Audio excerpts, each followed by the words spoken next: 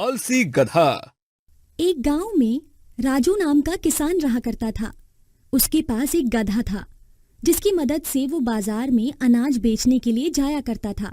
वो अपने गधे से बहुत ही प्यार करता, पर उसका गधा बहुत ज्यादा आलसी था। गधा सिर्फ खाना और सोना चाहता था, पर जब उसे काम करना पड़ता था तो वो बहुत ज्यादा दुखी होता, क्योंकि उसे बिल्कुल भी अच्छा नहीं लगता कि वो काम पर जाए। एक दिन राजू बाजार अनाज बेचने के लिए गया तो रास्ते में उसे एक नदी मिली। ये नदी पार करके ही उन लोगों को बाजार जाना पड़ता था। राजू ने गधे से कहा, सुनो मेरे प्यारे गधे, नदी आराम से पार करना, वरना कहीं गिर ना जाओ तुम। ये कहकर उसने गधे को धीरे धीरे करके नदी पार करवा दी, पर गधा बहुत ही दुखी था और उसने कहा, हे भगवान, मुझसे ये काम नहीं होता है। मेरा मालिक मुझ पर कितना काम करवाता है, ये कभी छुट्टी क्यों नहीं देता? रोजाना काम काम काम, बस काम। पर गधे को नहीं पता था कि अगर वो काम नहीं करेगा तो फिर उसे अच्छा खाना कैसे मिल पाएगा, क्योंकि जब तक पैसे नहीं होंगे तब तक वो लोग कुछ नहीं कर सकते थे। गधे को लौटते समय काफी ज्यादा राहत हो जाती थी, क्योंकि उस समय उसकी पीठ पर कोई भी वजन नहीं होता था, जिससे गधा खुश होकर घर जाया करता था। एक बार राजू बाजार अनाज बेचने के लिए गया, तभी उसे एक व्यापारी मिला और उसने राजू से कहा, अरे भैया, आजकल बाजार में नमक की बहुत कमी हो गई है, तो क्या कल से तुम नमक ला सकते हो? अच्छा, ऐसी बात है तो ठीक है, मैं कल से नमक ले आऊंगा। और इसी के साथ अगर तुम शक्कर भी ले आओ तो और भी अच्छा होगा, क्योंकि बाजार में शक्कर भी नहीं मिल रही है और तुम अच्छे दामों में उसे बेच भी पाओगे। ये सुनकर राजू बहुत ही खुश हुआ। उसने व्यापारी से कहा, आपका बहुत बहुत धन्यवाद जो आपने मुझे ये बताया। मैं कल ही नमक और शक्कर लेके आऊंगा। ये कहकर राजू घर लौट आया। घर आने पर उसने नमक और शक्कर की बोरियां तैयार की। वहीं आज उसने अपने गधे को काफी अच्छा खाना खिलाया था, जिससे गधा बहुत ही खुश हुआ। कितना अच्छा लगता है इस तरह खाना खाकर आराम करके। पता नहीं मालिक को क्या पड़ी है काम करने की, ये नहीं कि इसी तरह मुझे आराम करने दिया करे। मुझे तो सिर्फ रात ही अच्छी लगती है, क्योंकि दिन में तो काम ही काम करना पड़ता है। ये कहकर गधा आराम से सो गया।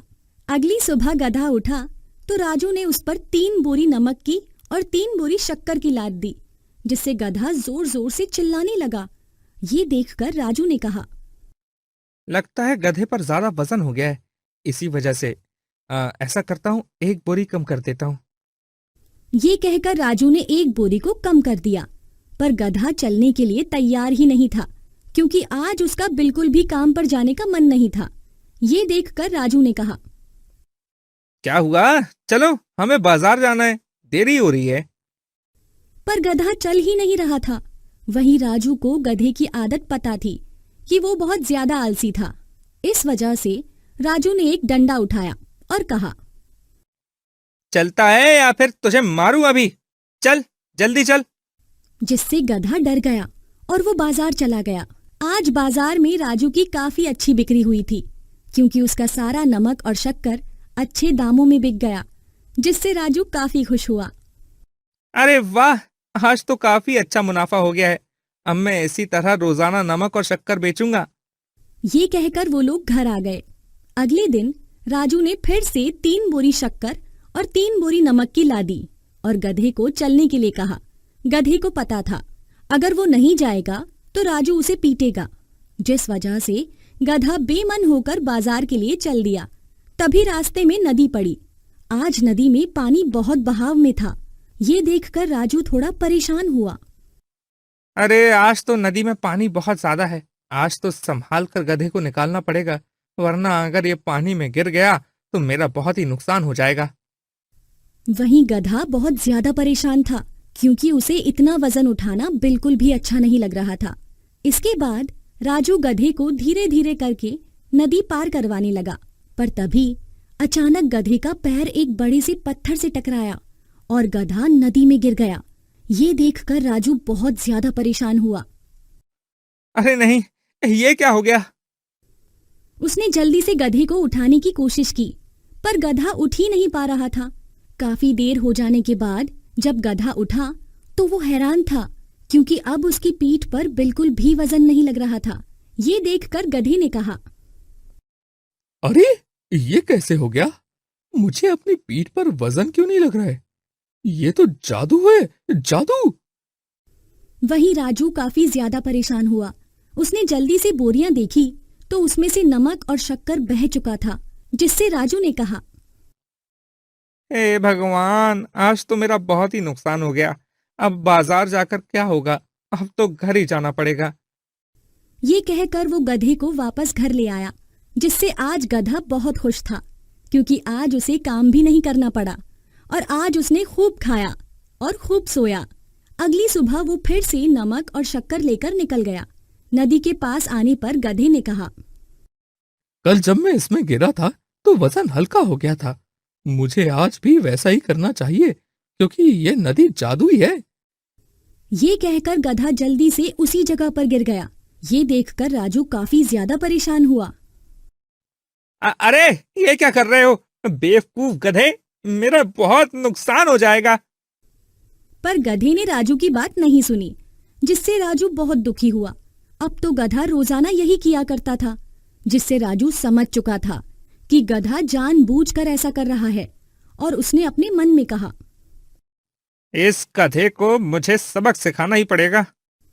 अगले दिन राजू ने गधे की पीठ पर 10 बोरियां लाद दी और चल दिया। आज गधे को वजन नहीं लग रहा था, जिससे वो बहुत ही खुश था। और जैसे ही नदी आई तो वो पहले से ही उस नदी में गिर गया, क्योंकि उसे लगा कि आज भी वजन हल्का हो जाएगा। पर जब वो उठा तो उससे उठा ही नहीं जा रहा था, क्योंकि आज राजू ने नमक और शक्कर की जगह रुई भर दी थी। ये देखकर गधा बहुत ही परेशान हुआ।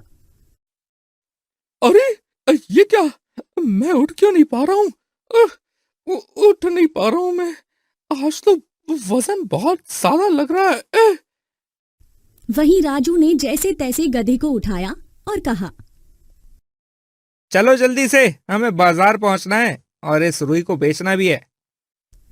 ये सुनकर गधा काफी परेशान हुआ और बेचारा जैसे तैसे करके बाजार पहुंचा। पर बाजार पहुंचने पर किसी ने भी रुई नहीं ली, क्योंकि रुई भीग चुकी थी, जिस वजह से उसे वापस वही रुई लानी पड़ी। और इस तरह आज गधे ने आलस के चक्कर में अपना ही नुकसान कर लिया था, जिससे राजू बहुत ही खुश था, क्योंकि उसे पता था गधे को सबक मिल चुका है। वहीं अब गधा समझ चुका था कि उस नदी में कोई जादू नहीं था, बल्कि ये सब तो नमक की वजह से हुआ करता था। और अब उसने फिर कभी भी आगे आलस नहीं किया।